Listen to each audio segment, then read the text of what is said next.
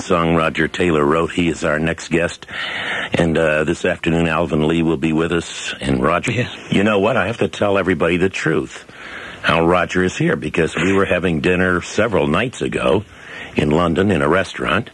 And all of us looked over, isn't that Roger? Yeah, that's Roger. And then Roger left. So I said, maybe we shouldn't have said his name or something, and he didn't want to get involved, and so it was the press or somebody was going to bother him.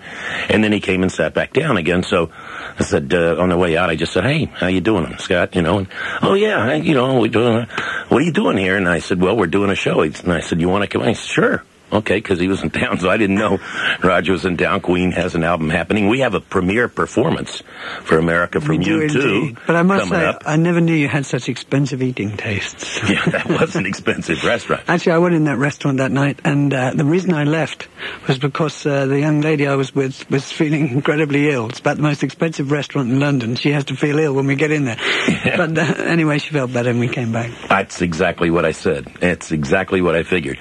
No, it is. I think it is. Well, if it isn't the most expensive, it borders on it. Well, it's supposed to be one of the best ones, I think. But my producer picked up the tab. Denny picked up the tab, so it was easy for me. We should have picked up mine.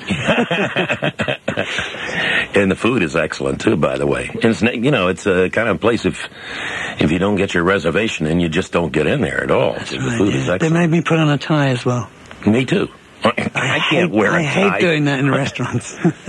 I have an 18.5 neck, and so he said, you know, the restaurant we're going to, you have to wear a tie. I said, I didn't bring a tie. I don't wear ties, except at a formal thing. I have to, you know. And so we went down, what street were we on, Denny? On Oxford, and there was a little storefront thing, and he had a bunch of ties for £3 or something. I mean, it melted while I was in the restaurant. It melted on my neck, but, you know, it looked the part and everything, and I got in. It was more than interesting. Well, you've been into a number of projects, which we're going to talk about in the future, too, because Queen's going to be touring and doing some other things. But why don't you... This single that we're going to premiere right now on NEW FM is, I guess, available sometime June. Yeah, I think it's coming out mid-June. But why don't you introduce it and give us a little background? Well, it was written, we were doing some music for a film called Highlander, Russell Mackay film. And this was really a line out of the movie, and it grew into our new sort of, it's a very big hit here in Europe. And it was a nice line in the movie, which is the title of the song, which is A Kind of Magic. It's a kind of magic. For America, that's a premiere performance. It's a kind of magic. But over here, I have heard the record, and I said, wait a minute, how come we don't have that record? Well, it hasn't been released in the States yet, then. So I believe. I think it's being released in June, mid-June sometime. It was just released. No, mid-May, maybe. It was just released. It was just released before June. I know. Roger Taylor is our guest from Queen.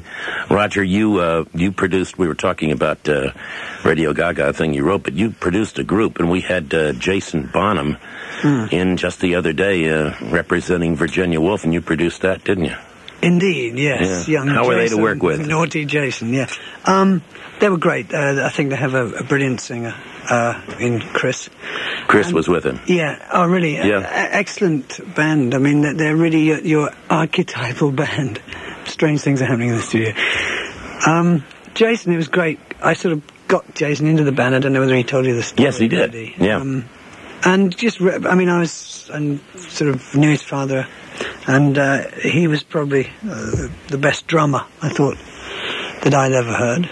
And so it was nice. And I knew Jason had a lot of talent and a lot of his father's talent. So I thought, why not try it? And he's incredible. I mean, yeah, he was 3 years he'll just be... He was full of pea and vinegar. So were Chris. They were in here partying. And one of the things I liked about Jason, he said, well, hold it, Scott. Do I have to have earphones on? I don't want to have earphones on because I'm going to a party when I get through. I'm going to really be partying. Yeah, he's going to mess his hair up. And he was going to mess his hair up. So he took the earphones and did like this the whole show, you know. He was funny. Yeah, he's his boy. Takes you after did his dad a lot. You did, yeah. Dad was definitely, yeah, he said it. I talked to him a little bit about his weight, and I think he's going to work on that. He's trying to get like me, you know, and he's working on it real good. He's only 3. You were at Wembley for the Live Aid thing, And I was in Philadelphia at the time at the other stadium. And isn't it amazing how that was coordinated? Yes, I never thought it would come off, actually. I remember speaking with Bob Geldof 6 months before when he first had the idea. And he asked us to play. I said, sure, we'd love to. I don't think he'll ever pull it off. It sounds impossible. But, of course, if you do, and he did, it's a triumph of organisation, really. As the day went on and Bill Graham was in Philadelphia, and the guys who were coordinating in Philadelphia, as the day went on, it passed noon and went to 1 o'clock, and